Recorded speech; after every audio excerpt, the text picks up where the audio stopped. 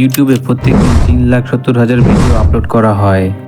আর এতগুলা ভিডিওর মধ্যে ফ্লপ যায় 98% ভিডিও, আর বাকি 2%-এর মধ্যে আছে দুবরাঠি, মিস্টার বিস্ট আর রায়ান ঠায়ানদের ভিডিও, যেগুলো হাজারে বা লাখে ভিউজ আসে না, ভিউজ আসে মিলিয়নে। তাহলে এমন কোন সিক্রেট ব্যবহার করে যেটা আমি বা তুমি জানি না? অবশ্যই অ্যালগোরিদম। তাই আজকে আমি চেষ্টা করব একটু পুরানো মিস্টার কাব্যর মতো অ্যালগোরিদমকে ঘষামাজা করে দরকারি সিক্রেটগুলো বের করে আনতে। তো এই ভিডিওটাকে আমি দুই ভাগে ভাগ করেছি। এক হচ্ছে অ্যালগোরিদম কিভাবে কাজ করে, আর দুই হচ্ছে অ্যালগোরিদমকে কিভাবে বোকা বানিয়ে ভিউজ আনতে হয়। সো প্রথম ধাপ, অ্যালগোরিদমের মূল লক্ষ্য কি? অডিয়েন্স ধরে রাখে অ্যালগোরিদমের মূল লক্ষ্য। অ্যালগোরিদম কখন খুশি হবে? যখন অডিয়েন্স খুশি হবে তখন অ্যালগোরিদম খুশি হবে। অডিয়েন্স কি খুশি কি না তা অ্যালগোরিদম কিভাবে বুঝবে? সাপোজ তুমি একটা ভিডিও আপলোড করেছো আর্টস অ্যান্ড ক্রাফট ক্যাটাগরিতে, এবার 1-2 দিন পর হলেও অ্যালগোরিদম 2-4টা ইমপ্রেশন পাঠাবে। ধরো 4টা ইমপ্রেশন থেকে 3টা ইমপ্রেশন তোমার ভিডিওতে ক্লিক হলো, তাহলে অ্যালগোরিদমের কাছে একটা পজিটিভ সিগন্যাল যাবে। তাহলে অ্যালগোরিদম আরো ভিডিওটাকে সামনে পুশ দিবে।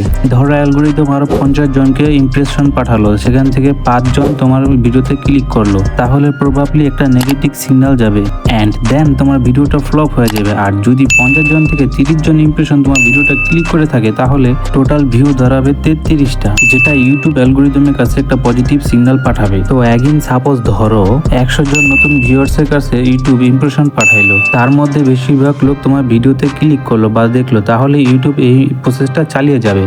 আর যদি ক্লিক না করে না দেখে, তাহলে ভিডিওটা ফ্লপ হয়ে যাবে, মানে বন্ধ হয়ে যাবে। কিন্তু ক্লিক করা ছাড়াও এমন একটা জিনিস আছে যেটা ইউটিউব কনসিডার করে ভিডিওটা ভাইরাল হবে নাকি ডাউন হবে, আর সেটা হচ্ছে অডিয়েন্স রিটেনশন। ধরো সাপোজ তোমার ভিডিওতে 100 জন ক্লিক করলো, তার মধ্যে 50 জন 5 মিনিট করে দেখছে, বাকি 40 জন দেখছে 2 মিনিট করে, আর বাকি 10 জন 30 সেকেন্ডের মধ্যে ক্লিক করে বেরিয়ে গেছে।